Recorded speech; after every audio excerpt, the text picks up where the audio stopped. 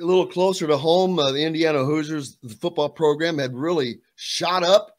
Tom Allen has had them on a great upward trajectory. They'd been on an upward trajectory. Probably it started with Kevin Wilson, but Tom Allen had really kind of taken it to a level they hadn't been. And then this year, man, it crashed and burned. And it's just, there's a lot of questions. There's no doubt there's going to be coaching changes coming up soon.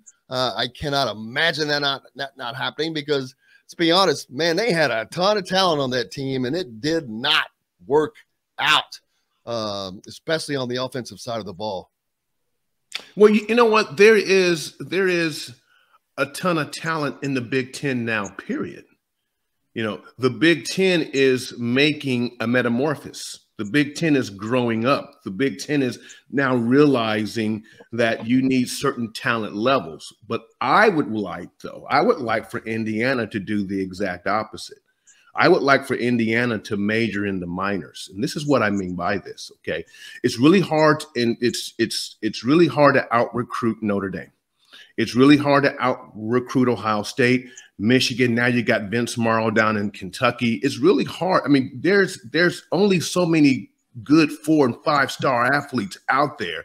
And then you're like, well, come to Indiana. And then you look at the record like, But let me tell you what Coach Mallory did, okay? Which, you know, looking back years later, like, wow, you know, that was, you know, pretty smart move. Is that he majored in the minors. And one of the ways that he majored in the minors is that he made the offensive line absolutely crazy. And we were absolutely ruthless in the trenches. Now that doesn't sound like a big deal, but if you can control the trenches, you can control the ball.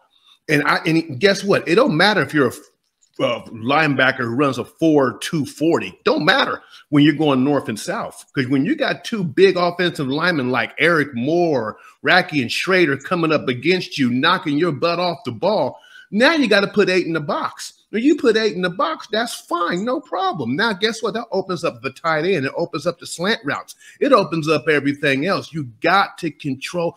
I tell you who still does an excellent job of this. I hate to say it, Wisconsin. You look at those Wisconsin offensive linemen. These guys are 6'6", 300 every year. Listen, it doesn't matter.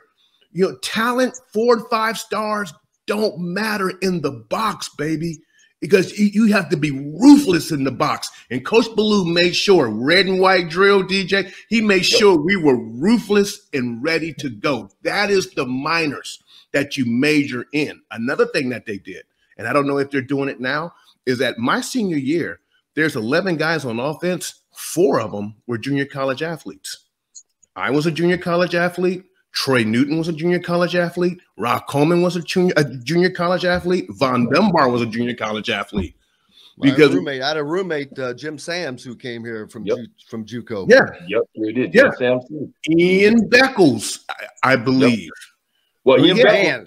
Yeah, he all came those from names you're saying, man. All those were names that were instrumental in the game. So, but now instead of JUCO, you've got the transfer portal, which is in essence a little bit better because these are guys that were already training at the Division I level. Hell, some of them could be an SEC school that they're coming from. Yeah. So now, man, they can just go any which way they want.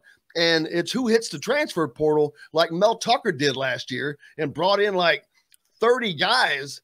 What you got to do. And man, look, they were able to turn around and have the year that they had, although they weren't quite as good as I think people think that they were. Indiana should have beat them. But the fact of the matter is he was able to take a program, come in and just whoop, because you can pluck those. It's like going to the grocery store now. Yeah. What you need? I need a running back. That's down on aisle 12.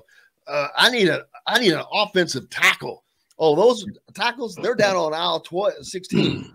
It's like going to the store, man. Yeah. You just go in there and try to pluck those guys out. And Indiana is going to have to do something because obviously the problems they had this year started with the offensive line. And I don't understand. No one understands because it was a veteran core coming back from the same team that last year didn't have. Well, it didn't show up as badly last year, but they didn't have a great running game regardless. But they were able to protect the quarterback, and they couldn't do that this year. So big problems there that they have to fix. And Indiana is never been a football school except for when you guys were here, it transformed. It was like, man, there's hope. There was well, I think it was 91 when 91 was the season that the Michigan State game was deciding whether or not you guys got to go to the Rose Bowl. So it can happen, man. They're so close, and they were on their way back again, but they can get there. But they're going to have to do some things to make some changes in the offseason. Good, well, DJ. I'll just say this, Jim. I'm gonna make some enemies here. I'm not a fan of the transfer portal, and here's why. Coach Mallory, let's go back to his day. Listen, guy by the name of Joe Huff wasn't a 5-star player at all, was a no-star. Okay? We took what we had and developed it. Developed talent. Yes. We were together. This transfer portal now, listen, this is telling these guys to me, you're not going to let me play. I'm going to take my marbles. I'm going somewhere else. Guys, what happened to earning your way on the field? Whatever happened to practicing with a purpose, like Big Shawn Harper was talking about? And my friend Dion, I'm working on getting Dion on this show. If I can get him, this is going to be hard, but I'm doing it. What happens when you don't practice with purpose, man? Everybody want to just practice to get it over with. Yeah. No. We want to play this game to get it over with.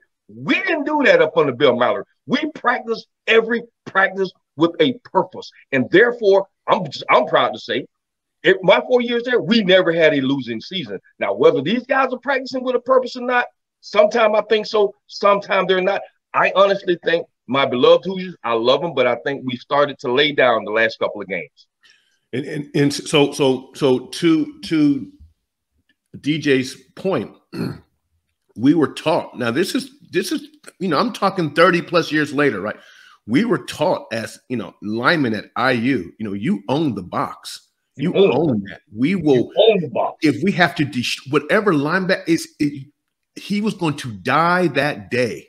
You own the box because our goal, now this is 30 years later, our goal is to get 20 first downs. We're taught if you get 20 first downs, you're going to win this game. We were taught that.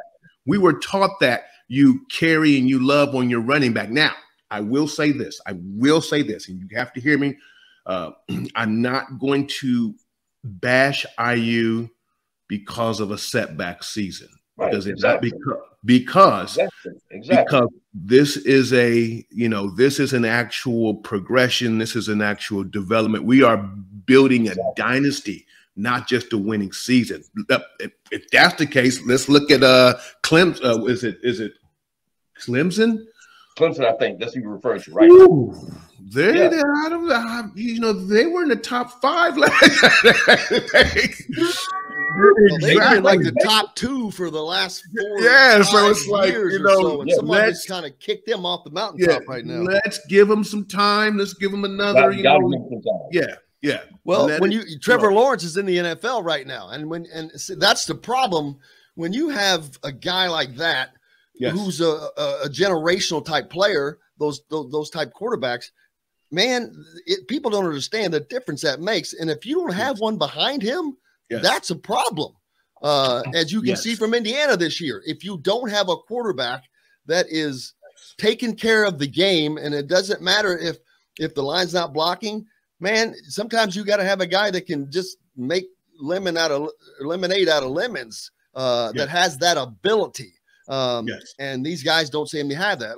And I know it's not fair to compare to someone like Randall L, who could do that, but. Because the Randall L's of the world are even less common. But if you have a situation like Indiana, you got to have a guy that can just make it happen no matter what, or you're going to end up with what has happened to them this year.